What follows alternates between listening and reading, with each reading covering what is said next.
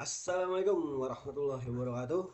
Perkenalkan saya Faizal Anhar, mahasiswa Magister Teknik Elektro angkatan 46 Universitas Gunadarma. Kali ini saya akan membahas prediktif resiko gagal bayar nasabah UMKM menggunakan mesin learning pada Bank Rakyat Indonesia, khususnya BRI Unit Pasar Minggu.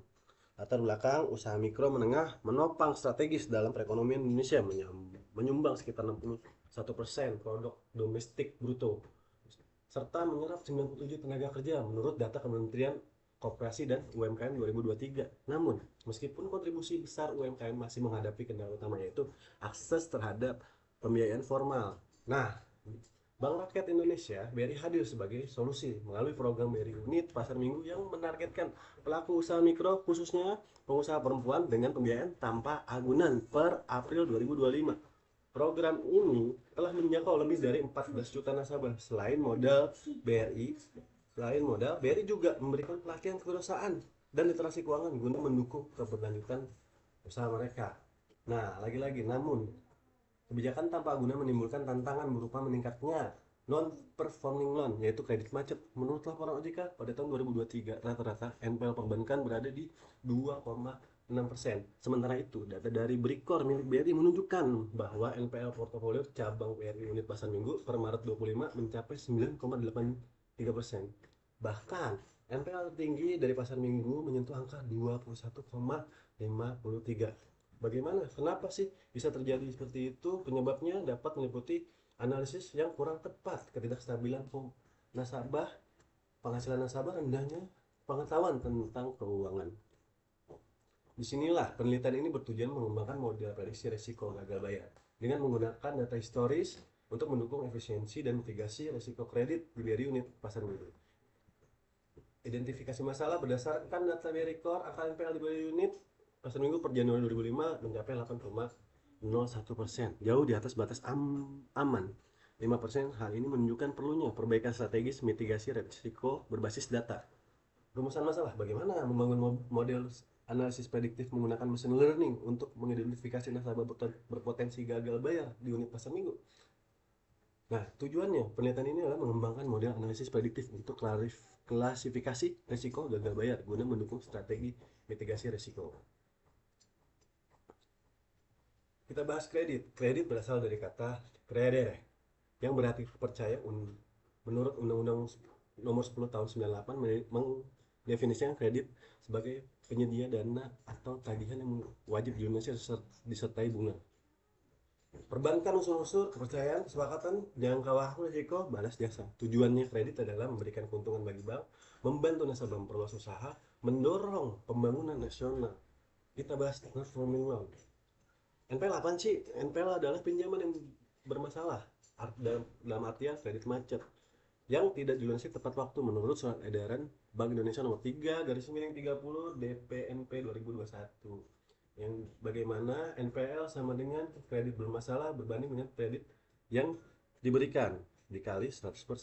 Peringkat-peringkatnya, nah ini kita lihat dari peringkat 1 sangat sehat 2%, kurang dari 2% sehat 2% sampai dengan 5%, 3 cukup sehat 5 sampai 8, 4 8 sampai 12, dan tidak sehat 12% lebih dari 2%. Nah, itulah kita lihat masalahnya ada di situ. Kenapa BRI saat ini 8,01%? Artinya BRI ini pas minggu masih dalam kategori kurang sehat karena 8 sampai dengan 12. Kita menggunakan analisisnya menggunakan Python, bahasa tingkat tinggi open source untuk digunakan dalam mengembangkan sistem kecerdasan buatan data mining. Machine learning adalah metode untuk memungkinkan komputer belajar dari data-data. Artinya dari data-data kita ambil, kita input ke bahasa pemrograman Python yang paling sederhana, dan jenis-jenisnya supervisi learning, unsupervised learning, reference learning.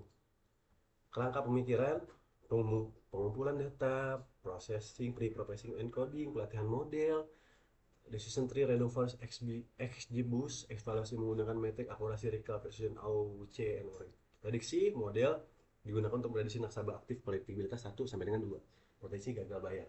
Artinya, model yang digunakan untuk memprediksi nasabah aktif kolektibilitas 1 dan 2 yang berpotensi gagal bayar. Menggunakan evaluasi model akurasi, precision, recall, F1 score, AUC, ROC,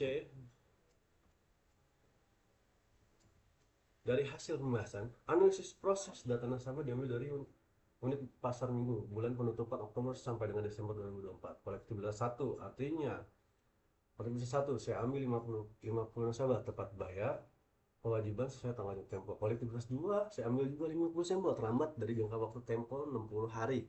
Kolektibilitas 3, saya ambil juga 50 data terlambat bayar dari tanggal jatuh tempo hingga lebih dari 90 hari.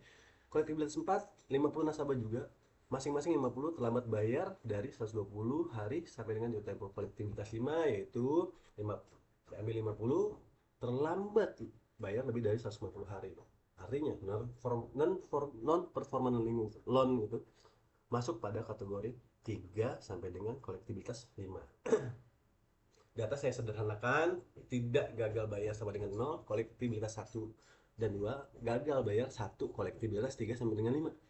Masalah imbalance saya atasi dengan model terbaik, diuji pada data kolektibilitas 1 dan 2 bulan berikutnya, Februari dan Maret 2025.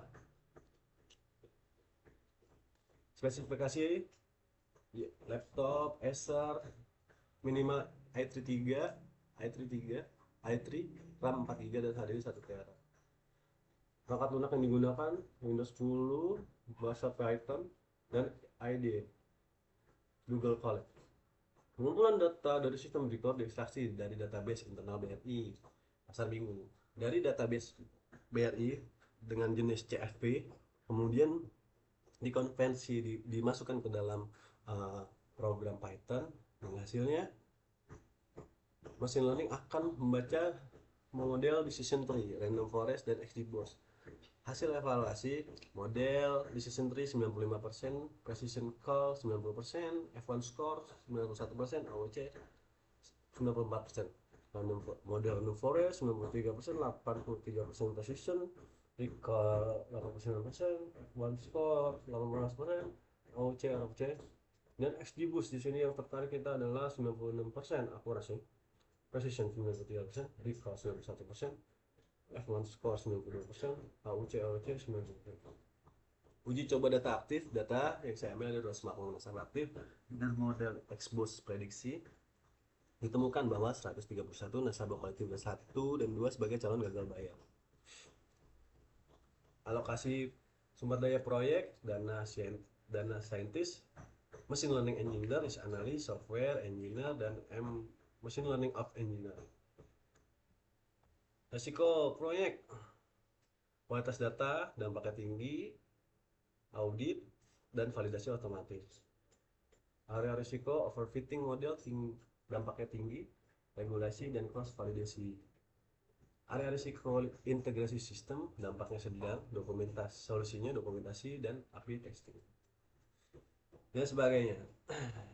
Kesimpulan dan saran, kesimpulannya model machine learning dapat sangat efektif digunakan untuk memprediksi potensi gagal bayar. Hal ini bisa diuji dengan XBoost model, memberikan performa terbaik 96% dan AOC 97%.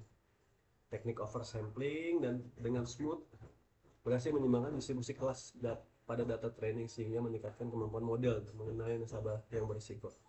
Pengujian terhadap data aktif menunjukkan bahwa mampu mengidentifikasi nasabah kolektibilitas 1 dan 2 ternyata gagal bayar dalam 1 atau sampai dengan 3 bulan ke depan. Prediksi ini dapat digunakan sebagai sistem peringatan dini bagi analisis risiko dari unit pasar minggu. Implementasi sistem ini mendukung efisiensi proses analisis risiko, mengurangi potensi kerugian akibat NPL yang tinggi, dan memperkuat berkelanjutan program pembiayaan.